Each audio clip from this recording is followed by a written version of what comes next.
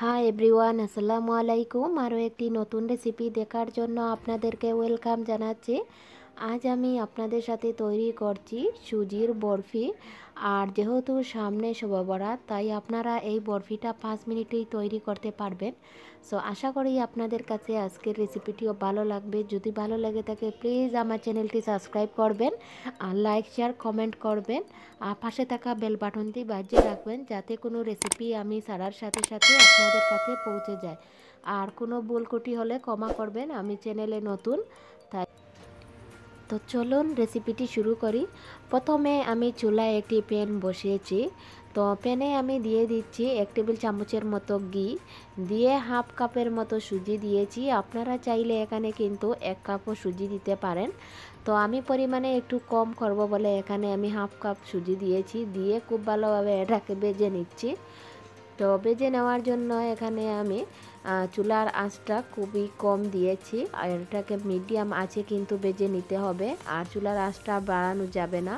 তো এ পর্যায়ে দিয়ে দিচ্ছি আমি হাফ কাপ নারকেল কুচি। এখানে আমি ফ্রেশ নারকেল কুচিটা ব্যবহার করেছি।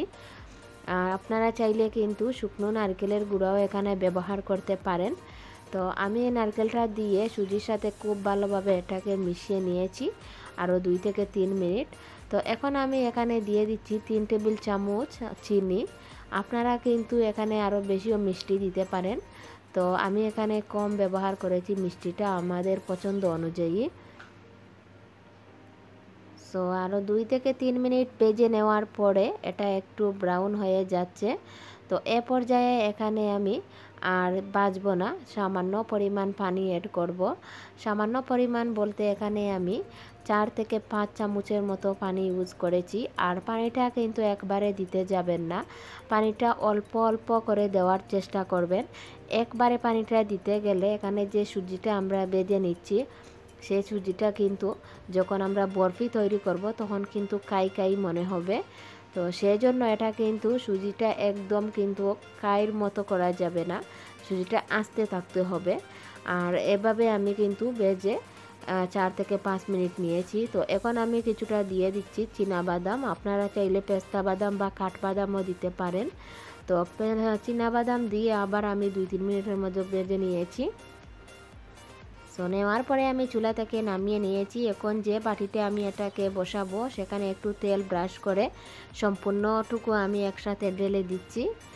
তো আমি এখানে এটা কিন্তু গরম অবস্থায় এটাকে ঢেলে নিতে হবে, নিয়ে একটা স্প্যাচুলার দিয়ে এভাবে চেপে চেপে এটাকে বসিয়ে দিতে হবে।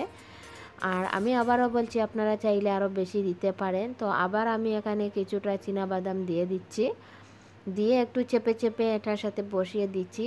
আর এ পর্যায়ে এটা কিন্তু একটু গরম আছে এখনও। তো ঢাকনা লাগিয়ে এটাকে আমি ফ্রিজে রেখে দেব প্রায় আধা ঘন্টার জন্য। তো আধা ঘন্টা পর কিন্তু আমি এটাকে ফ্রিজ থেকে বের করে এনেছি। তো ফ্রিজ থেকে বের করার পর আপনারা দেখতেই পাচ্ছেন এটা একদম সেট হয়ে গিয়েছে, এবং নিচে যেহেতু আমরা তেল ব্রাশ করেছি সেক্ষেত্রে এটা কিন্তু আপনা আপনি বেরিয়ে এসেছে। তো এখন আমি একটা নাইফ দিয়ে এটাকে কেটে নিচ্ছি। সো আমি কিন্তু এ পর্যায়ে আমার পছন্দ মতো কেটে নিয়েছি, আপনারা চাইলে আপনাদের পছন্দ মতো কেটে নিতে পারেন। তো দেখলেন তো খুবই সহজে মাত্র 5 মিনিটেই আমি তৈরি করে নিলাম শবে বরাতের সুজির বরফি। আপনারা কিন্তু এভাবে ঘরে তৈরি করতে পারবেন খুবই সহজভাবে। তো আশা করি আপনাদের কাছে ভালো লাগবে। তো এক একভাবে আমি সবটুকু কেটে নিয়েছি, নিয়ে একটা প্লেটে তুলে সার্ভ করে নিচ্ছি। আর এটা খেতে আলহামদুলিল্লাহ অনেক মজা। আশা করি আপনাদের কাছে ভালো লাগবে। আর আমার রেসিপিটি আপনাদের কাছে কেমন লেগেছে প্লিজ আমাকে কমেন্ট করে জানাবেন।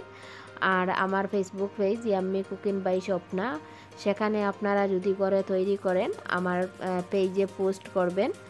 আর যদি ভালো লেগে থাকে আমার ভিডিওটি একটা লাইক দিতে একদম ভুলবেন না, এবং চ্যানেলটি সাবস্ক্রাইব করবেন। আজ এই পর্যন্তই, আল্লাহ হাফেজ।